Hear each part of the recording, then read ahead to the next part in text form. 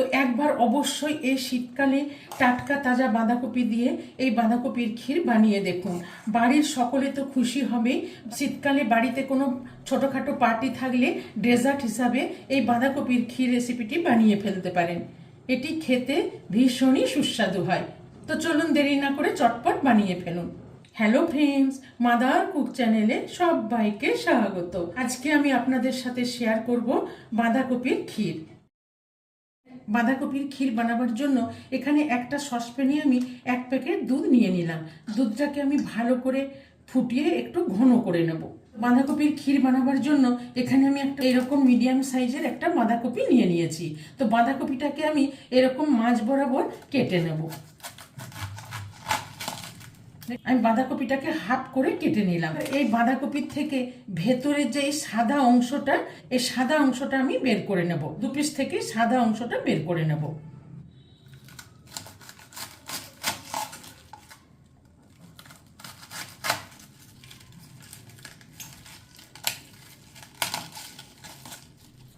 দেখুন, ভেতরের যে সাদা অংশটা এটা আমি বের করে নিলাম। আবার এখান থেকেও আমি ওই একইভাবে মাঝের ভেতরের অংশটা নিয়ে নেব।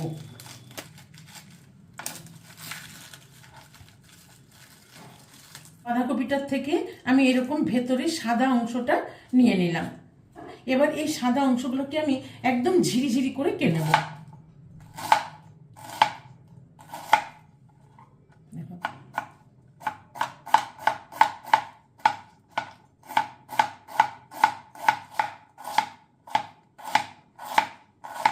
এক টুকরো কেটে নিলাম। আবার এই টুকরোটাকেও আমি ওইভাবে ঝিরিঝিরি করে কেটে নেব।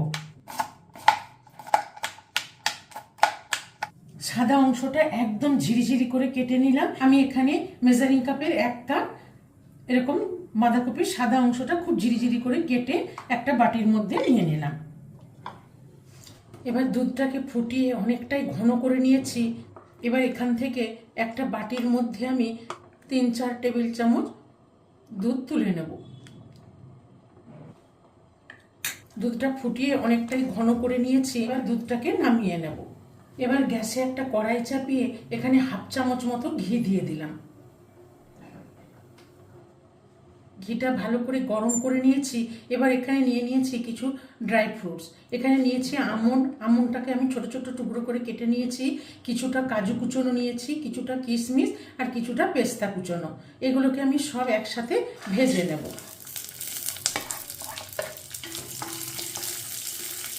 ড্রাই ফ্রুটসগুলোকে হালকা ব্রাউন করে ভেজে নেব। হ্যাঁ, ড্রাই ফ্রুটসগুলো ভালো করে ভেজে নিলাম। এবার আমি ড্রাই ফ্রুটসগুলো উঠিয়ে নিচ্ছি। এবার ওই ঘিয়ের মধ্যে এখানে যে 1 কাপ বাঁধাকপির সাদা অংশটা কেটে রেখেছি, এই বাঁধাকপিটা একটু দিয়ে ভেজে নেব। গ্যাসের ফ্লেমটা লো করে রেখে বাঁধাকপির কাঁচা গন্ধটা চলে যাওয়া পর্যন্ত হালকা করে ভেজে নেব। বাঁধাকপিটাকে কিন্তু আমি খুব বেশি লাল করব না, সাদা সাদা থাকবে সেই রকমভাবেই ভেজে নেব। বাঁধাকপির কাঁচা গন্ধটা চলে যাওয়া পর্যন্ত হালকা করে ভেজে নিলাম। দেখুন কতটা মজে গেছে। এবার এখানে যে আমি দুধটা কিছুটা ঘন করে রেখেছি, এই দুধটা আস্তে আস্তে দিয়ে দেব।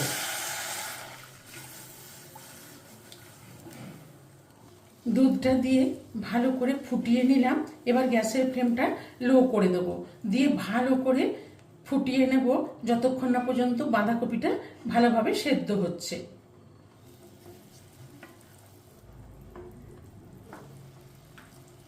এখানে যে আমি 4 টেবিল চামচ দুধ উঠিয়ে রেখেছিলাম, উষ্ণ গরম আছে।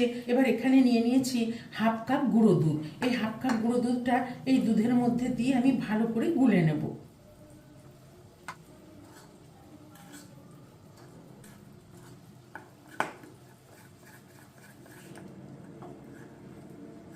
গুঁড়ো দুধটা আমি খুব ভালো করে গুলে নিলাম।